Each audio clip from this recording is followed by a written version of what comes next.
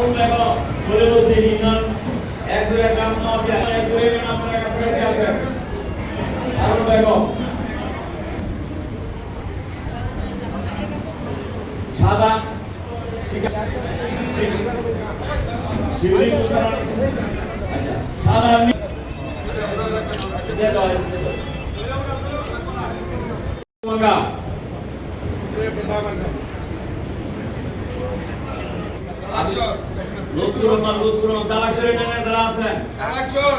বিভক্ত থাকবে একটা সাধারণ চিকিৎসা একটা ব্লক 4টে ব্লকে আমরা ডিজাইন করিয়েছি আর একটা block breast cancer and cervical তারপরে নাজমুল নাহার জামালউদ্দিন তারপরে মনির হোসেন তমিজউদ্দিন সুগন্ধি তারপরে বাবুল ফকির মালেকা বেগম আক্তার পিতা আফসারউদ্দিন ইউনিয়ন সুগন্ধি গ্রাম বালিপুরা আক্তার সেবার মান আমরা যেন পৌঁছাতে পারি সততার সাথে আপনাদের জন্য দোয়া করি ইনশাআল্লাহ আল্লাহ আপনাদের সুস্থ রাখুন দোয়া করবেন আমাদের আমরা একটা বাজেট দিয়েছি বিশ্বাস করবেন বাজেট আমাদের খুশির দিন আমার জন্য খুব দুঃখের দিন বলে কেটে দিয়েছি খালেদা জিয়া পার্টি সেই চেয়ারে বসে এইবার বাজেটটা দিতে ওইটাই মনে করে নিয়েছেন জিয়া রহমান বেগম খালেদা জিয়া ইজ্জতকে মজবুত করে তারেক রহমান যেভাবে সালেকটাকে প্রতিস্থাপিত করতে পারে আমরা যেন এই বাজেটটাকে শতভাগ বাস্তবায়িত করি এই বাজেট যদি বাস্তবায়িত করতে পারি আগামী 1 বছরের ভিতরে বাংলাদেশের চেহারা আজকের অনুষ্ঠানের প্রধান অতিথি গণপ্রজাতন্ত্রী বাংলাদেশ সরকারের স্বাস্থ্য পরিবার কল্যাণ মন্ত্রণালয়ের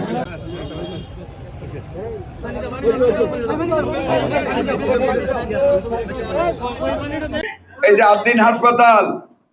কোটি কোটি টাকা নিয়ে ঘুরেছে আমার পিছনে আল্লাহর রহমতে আপনাদের দোয়া কোনো টাকার প্রতি লোভ হয় নাই আমার মাননীয় প্রধানমন্ত্রী বলেছেন আপনি যা করবেন আমি আপনাকে পূর্ণ সমর্থন দিয়েছি আমি লাইসেন্স বাতিল করে দিয়েছি আর জামাতের লোকেরা বলে যে এটা নাকি বেইনসাফ হয়েছে মানে ও বেটাও জামাত করে হ্যাঁ মানুষকে ভুগা দেয় কয়েকটা টাকা না কম নিয়ে ভুগা দেয় 6টা বাচ্চাকে মেরে ফেলেছে ওরা এখন ওনার পক্ষে কথা বলে কথা বলুক আর যাই করুক বাতিল করছি তো করছি এই একটা পানিশমেন্টে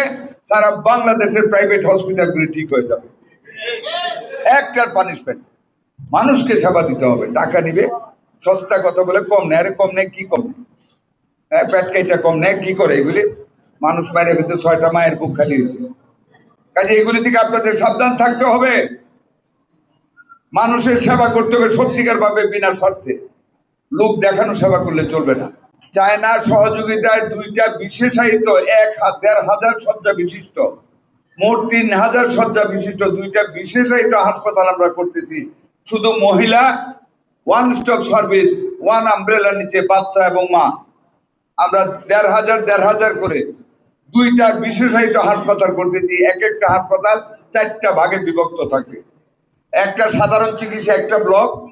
4টে ব্লকে আমরা ডিজাইন করিয়েছি আর একটা block breast cancer and cervical cancer যেটা ইউটেরাসে এই ক্যান্সারের জন্য মেয়েদের একটা থাকবে কিডনি ডায়ালাইসিসের জন্য আর একটা থাকবে জেনারেল অসুস্থতা মানে ডেলিভারির জন্য 4টা কর্নার থাকবে শুধু মহিলা এবং শিশুদের জন্য ইন্টেনসিভ কেয়ার ইউনিট থাকবে পোস্ট অপারেটিভ রুম থাকবে ওটি থাকবে লিফট থাকবে আমরা প্রত্যেকটা হাসপাতালে 2টা করে অ্যাম্বুলেন্সও দিতে যাচ্ছি 5টা করে অ্যাম্বুলেন্স মোট 100 অ্যাম্বুলেন্স দিব ওই একই পরিকল্পনার আওতায় 4টা হেলিকপ্টার আসবে অত্যন্ত আধুনিক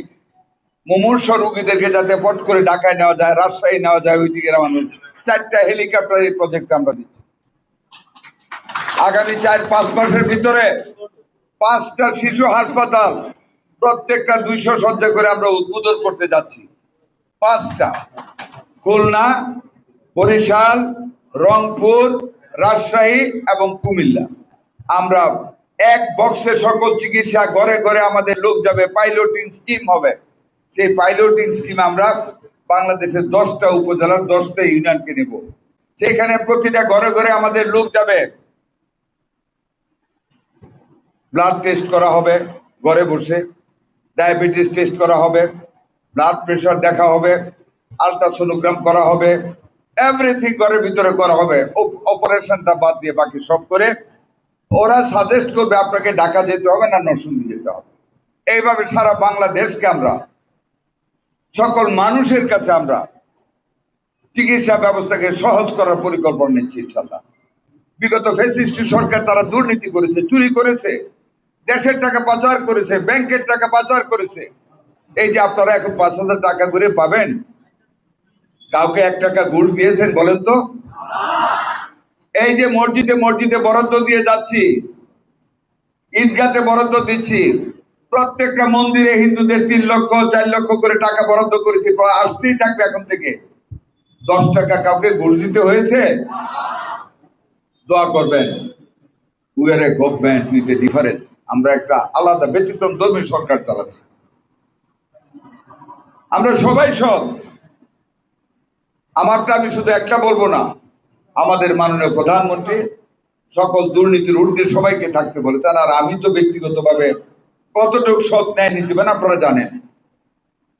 1 পয়সা কোনো কাজে কাউকে ঘুষ দিবেন না, দুর্নীতি কেউ করতে পারবে না। আপনাদের হক আপনাদের কাছে যাবে,